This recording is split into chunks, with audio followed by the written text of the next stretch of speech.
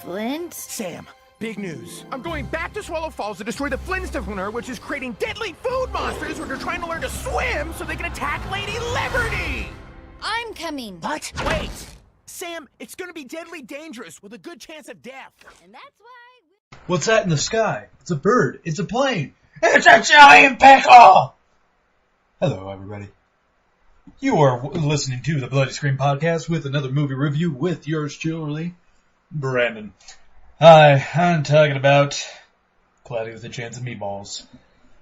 Now, we don't really talk a whole hell of a lot about kids' movies in this, on this show and all that fun stuff. But I do have to say, Cloudy with a Chance of Meatballs is pretty damn good.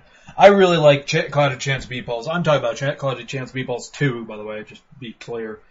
So, without further ado, let me just give you a little premise of this plot. The plot is, the island has been taken over by the food. The food is living now. It's like kind of Jurassic Park feel to it. Flint Lockwood, who is the main character from the previous film, and all his little friends that you all know and love from the previous film, have all moved down to California where they're just like, because they had to leave their little island. And then they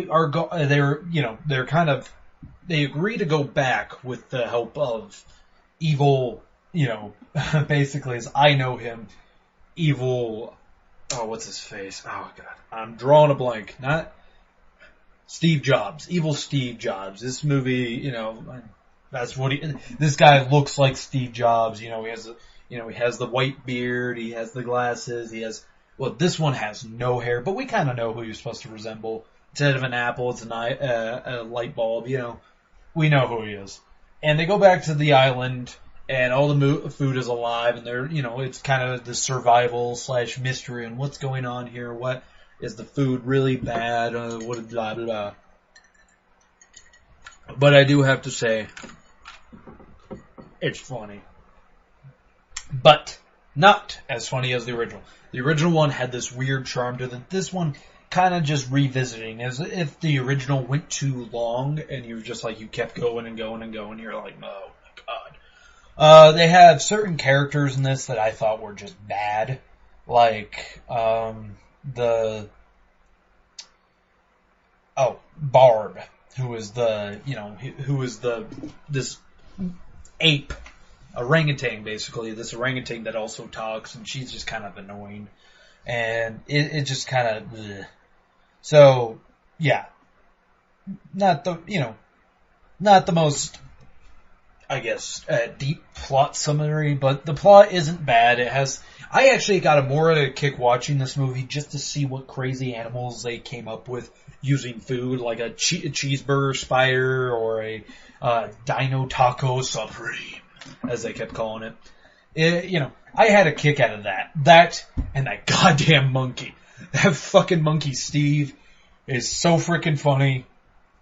I can't tell you enough. The monkey, who is just voiced by Neil Patrick Harris, which honestly you could not tell. He is just the funniest damn thing. Honestly, they're trying to do a scene. I'll look over at the monkey and he's just like, trying to lick something. And I'm just like, what are you doing, you little weirdo? He is so much fun to watch, and honestly, now I want a pet monkey. But you got Bill Hader, who is one of the SNL guys. This movie is really SNL focused, which this whole thing is made by DreamWorks. Not a fun thing. To my knowledge, it should be DreamWorks, yeah. I just want to make sure, people, that I don't get mixed up. Oh, no, see, I was wrong.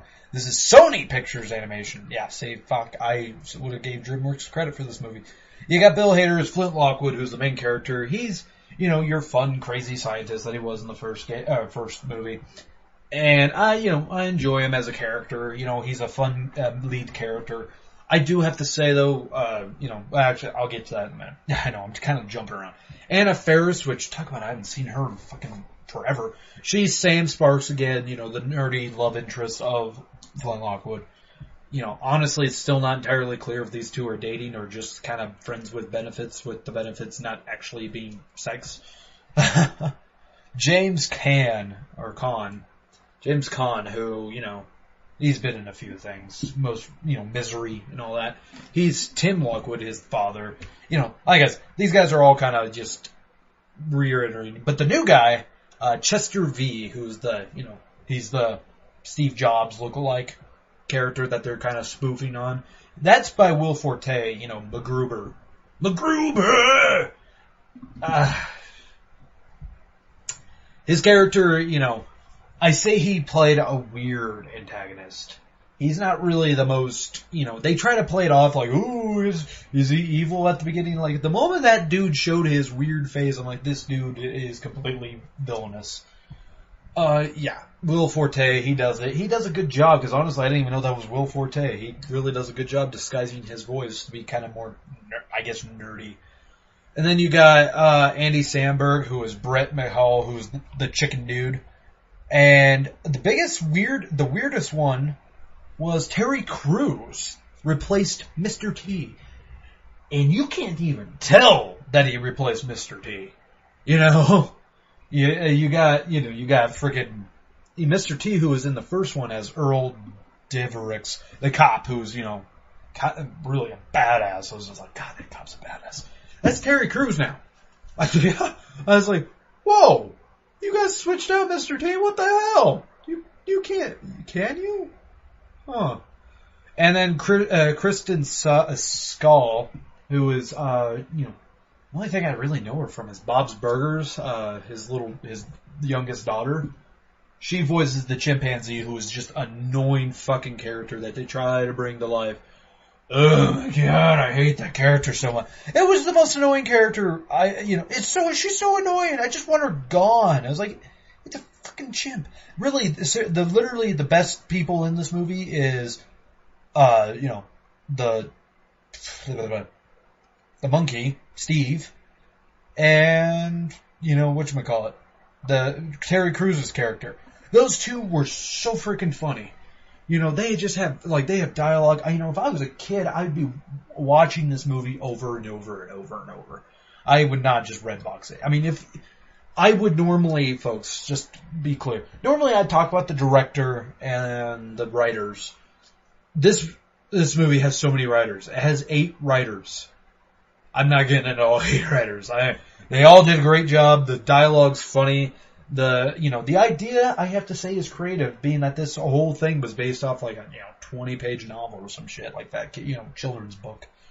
And then you got 2 directors, which I don't know who took the more, so I don't really need to get into both of them.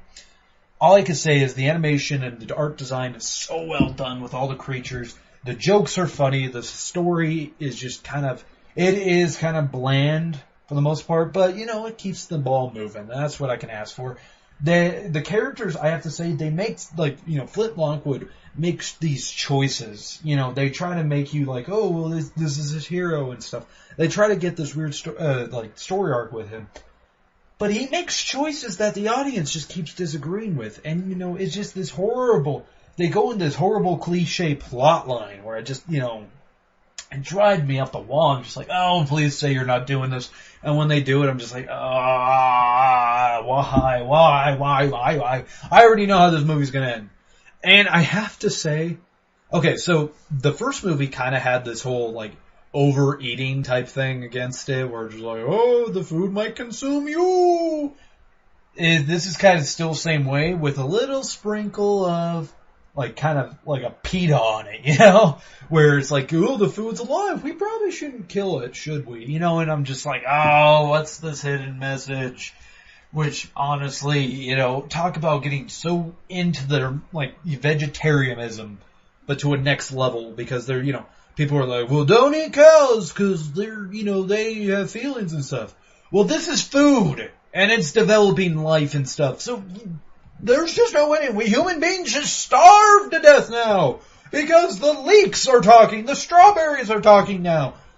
Just nothing. I can't imagine if you had one of those kids that are very impressionable and what they would do if they seen this movie and they're just like, well, we can't eat strawberries anymore. Didn't you see Claudia with that Chance of Meatballs too? They have feelings and they call them berry now. Fucking A. But overall, I still enjoyed it for the most part. I enjoy the characters more than the plot, of course, and I enjoyed the visual effects a lot more in this movie, too. and then the second one. The first one's still vastly superior because it had a lot more of those one-line quips where you could just get a kick out of. Otherwise, that's about it, everybody. You have been listening to the Bloody Screen Podcast, writing and reviewing another frickin' movie. So, if you like this movie or don't like this movie, or you just don't want to speak your opinion, why not? I'm not so egotistical thinking my opinion's law. I'd love to discuss this movie with you. So, if you are one of those people, please let me know by putting in the comment section, emailing us at bloodyscreenpodcast.com, or visiting our website, bloodyscreenpod.com, and going to our forums to the, little parts that says, what do you think about the site? We have that little section there you can just tell us about. Or even just say it on Facebook. We are on Facebook as well. So, without further ado, that is it, everybody. You have a good night and good day.